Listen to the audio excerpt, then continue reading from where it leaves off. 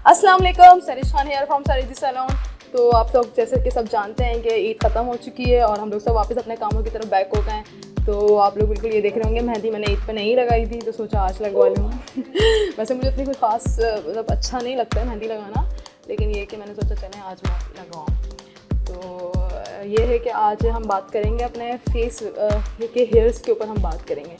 देखिए जी, हेयर सबके hair face पर होते हैं, किसी के कम होते हैं, किसी के ज़्यादा होते हैं। वो एक नेचुरल प्रोसीजर होता है, तो उसको हम ख़त्म नहीं कर सकते। कोई ये बोले कि मेरे तो फेस पे बाल ही नहीं है या नहीं होते, तो ऐसा नहीं होता है। ना ही उस चीज़ को लेके इतना ज़्यादा टेंशन लेनी चाहिए कि यार मेरे फेस पे इतने सारे बाल हैं या ये है या वो है, तो ऐसा कुछ नहीं है।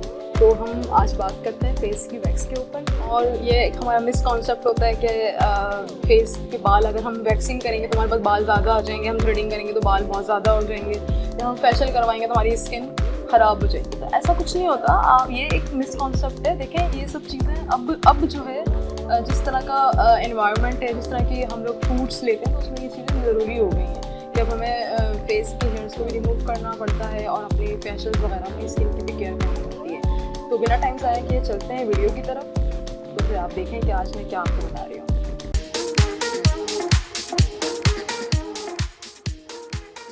होता क्या है कि गर्ल्स हमारे यहाँ, मेरे पास अभी जो जिस तरह से ईद के टाइम पे मुझे गर्ल्स आई कुछ मेरे पास, तो उनका, और मैं वैसे भी देख रही होती हूँ अब ये कि हम जब वीडियो बना रहे होते हैं तब हम हर चीज़ को नोट कर रहे होते हैं ना।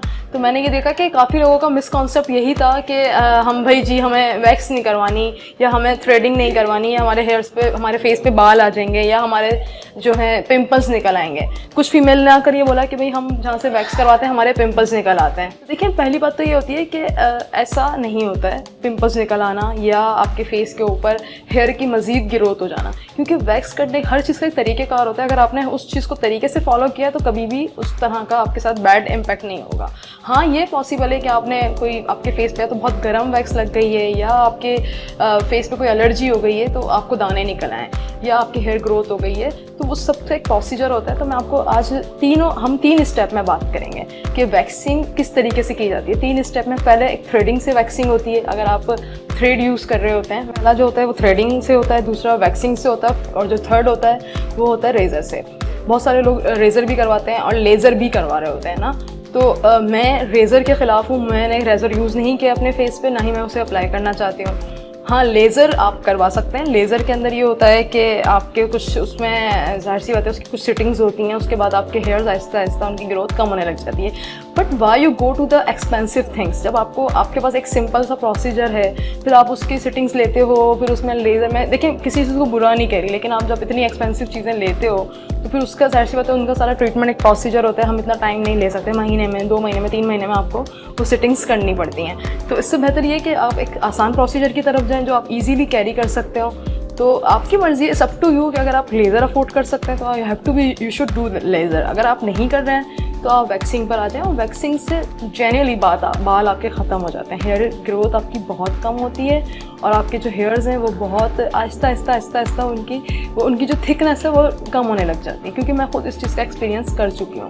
चलें, तो अब मैं आपको तरीक़ेकार बताती हूँ कि होता क्या है कि हम पहले तो ये हमारा जो थ्रेड है, इससे हमारे थ्रेडिंग करते हैं लोग, ठीक है।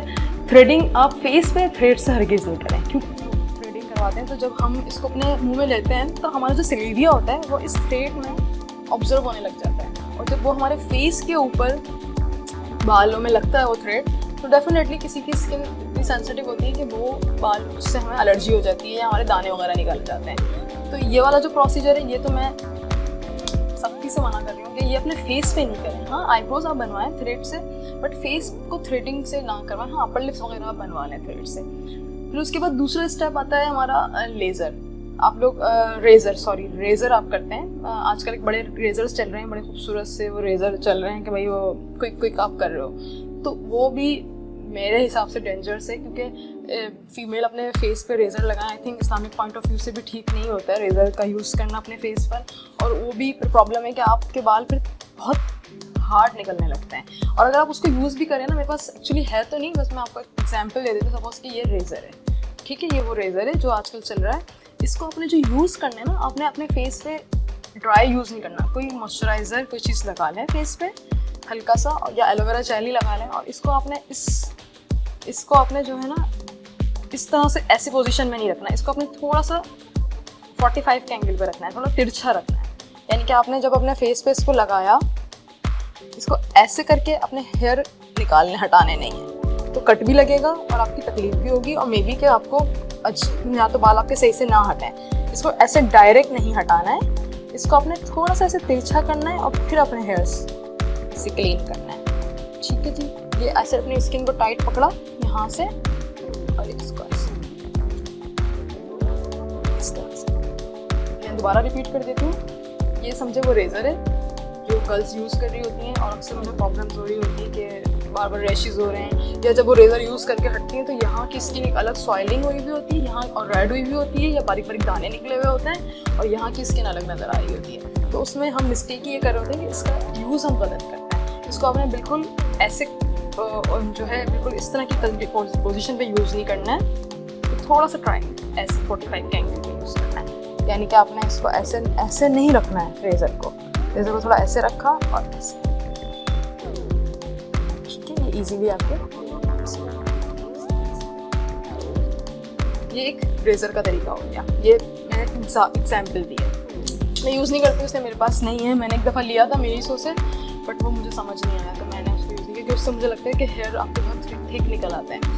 अच्छा जी, उसके बाद थर्ड जो ऑप्शन आता है वो होता है वैक्सिंग का। वैक्स देखें, आप किसी भी सैलून से वैक्स करवाते हैं ना, वैक्स आप लाजमी चेक करें। समटाइम क्या होता है कि सैलून्स में वैक्स को रीयूज़ किया जाता है। मैं किसी को भी ब्लेम नहीं कर रही, मैं किसी पे भी पॉइंट आउट नहीं कर रही हूँ, मैं एक जनरल बात कर रही हूँ जो मैंने खुद एज अ कस्टमर देखी हैं। मैं जब नहीं थी इस फील्ड में तो मैं भी एक्सपीरियंस करती थी डिफरेंट सैलून्स में जाकर। तो जब मैं वहाँ देखती थी तो वैक्स बहुत गंदी होती थी, वैक्स में हेयर्स हो रहे होते थे, और दिल नहीं चाहता था कि ये वैक्स हम यूज़ करें। लेकिन जब हम उनसे बोलते थे कि आपकी वैक्स अच्छी नहीं लग रही है, साफ़ नहीं है, नहीं बिल्कुल ठीक है, कोई ऐसी बात नहीं है, बहरहाल हम करवा लेते थे। उसके बाद फिर बहुत सारे पिंपल्स भी निकल रहे होते थे, बहुत सारे प्रॉब्लम्स होते थे। तो जब मैं खुद इस फील्ड में आई हूँ तो अल्हम्दुलिल्लाह अल्लाह का शुक्र है कि हम लोग अपनी वैक्स को रीयूज़ नहीं करते हैं, हम फ़ौरन उसको डिस्कार्ड कर देते हैं। और अल्लाह का शुक्र है कि हमारे क्लाइंट्स को भी अभी तक कोई इस तरह की कंप्लेन नहीं हुई है। अल्लाह का करोड़ शुक्र है कि हमारे जो स्टाफ है वो ट्रेंड है, और वो उसको बिल्कुल उस टेम्परेचर पे यूज़ करता है जहाँ ज़रूरत होती है, जितनी ज़रूरत होती है। तो खैर मैं आपको वैक्स दिखा देती हूँ। ये हमारी वैक्स होती है, इसको आप करीब से भी मैं दिखा देती हूँ। इसमें आपको कहीं कोई हेयर, कोई कुछ भी ऐसी चीज़ नज़र नहीं आ रही होगी, क्योंकि हम फ़ौरन इसको, मैं दूसरी भी दिखा देती हूँ। ब्लैक कलर है शायद इसलिए इसको इतना ना दिख रही हो आपको, मैं आपको दूसरी भी दिखा देती हूँ। ये वाली आप देखें, इसका कलर चेंज है, ठीक है। इसमें भी आपको कहीं से साफ़ नज़र आ रही होगी कि वैक्स है। पॉट थोड़ा सा मैसी हो रहा है क्योंकि अभी हम लोग कंटिन्यू काम कर रहे थे तो इसने टाइम नहीं मिला, लेकिन वैक्स आप चेक कर लें, वैक्स कहीं से भी इसके अंदर कोई एक हेयर भी नज़र आ रहा हो, ठीक है। तो वैक्स आप लाजमी चेक करें। उसके बाद आपने क्या करना होता है कि जो वैक्स है वो आपने जब यूज़ करनी, मैं वो भी करके दिखाती हूँ आपको। तो मेरी जो वैक्स है वो मेरे टेम्परेचर के हिसाब से थोड़ी सी मेल्ट हो गई है। मैं अब इसको चेक करवाती हूँ आपको, देखें ये इस तरह से मेल्ट हो रही है ना, ये मेरे हाथ में आ गई। अभी ये है गर्म है, इसका इतना टेम्परेचर होना चाहिए कि आपकी फिंगर जो है बर्दाश्त करे, ठीक है। आपने क्या करना है, यहाँ से अपनी स्किन को स्ट्रेच किया, इसको यहाँ लगाया,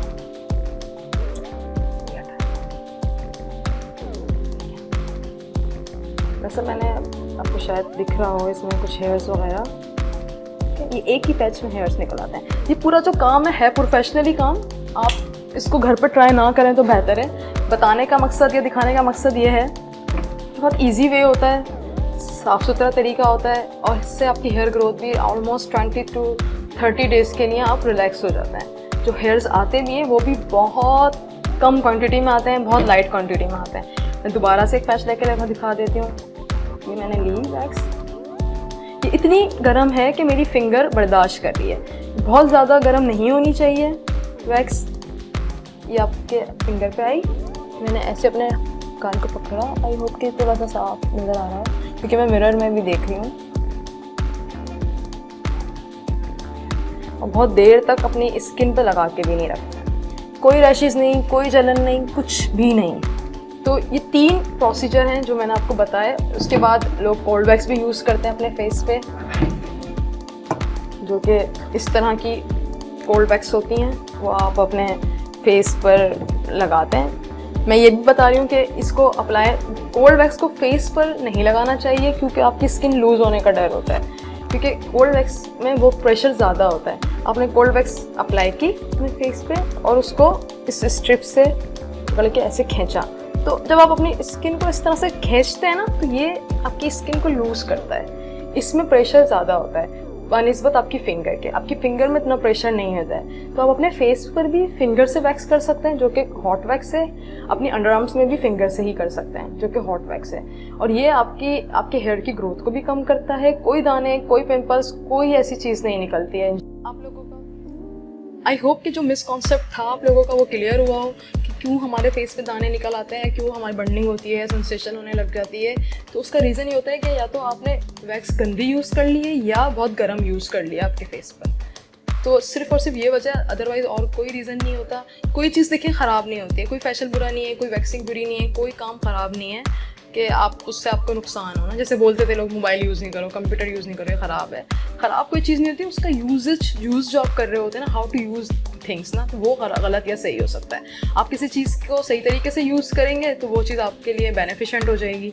तो मैंने अपनी तरफ से जो इन्फॉर्मेशन दे सकती थी जल्दी शॉर्ट वो आपको मैंने दी है।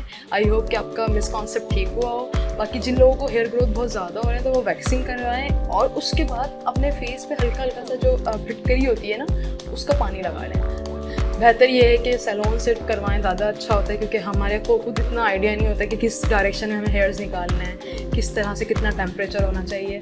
समटाइम कुछ लोग ये होता है कि वो डायरेक्शन गलत कर लेते हैं, हेयर्स की डायरेक्शन इस तरह है, वो दूसरी तरफ से कर रहे होते हैं। खैर अभी तो आजकल तो मेरे पास अक्सर इस तरह की फीमेल आती है जो बोल देती है मुझे तो ये भी काम आता है, मुझे तो वो भी काम आता है। लेकिन फिर भी अपने फेस को लेकर और अपने हेयर्स को लेकर खुद को एक्सपेरिमेंट ना करें। वो कोशिश यही करें कि किसी एक्सपर्ट से ही करवाएं, कि फेस और हेयर्स एक दफ़ा ख़राब हो जाते हैं तो वो फिर बड़ी मुश्किल से सेट होते हैं। तो अपना बहुत सारा ख्याल रखिएगा। वीडियो अच्छी लगे तो उसे लाइक कीजिएगा और शेयर लाजमी कीजिएगा। अल्लाह हाफ़िज़।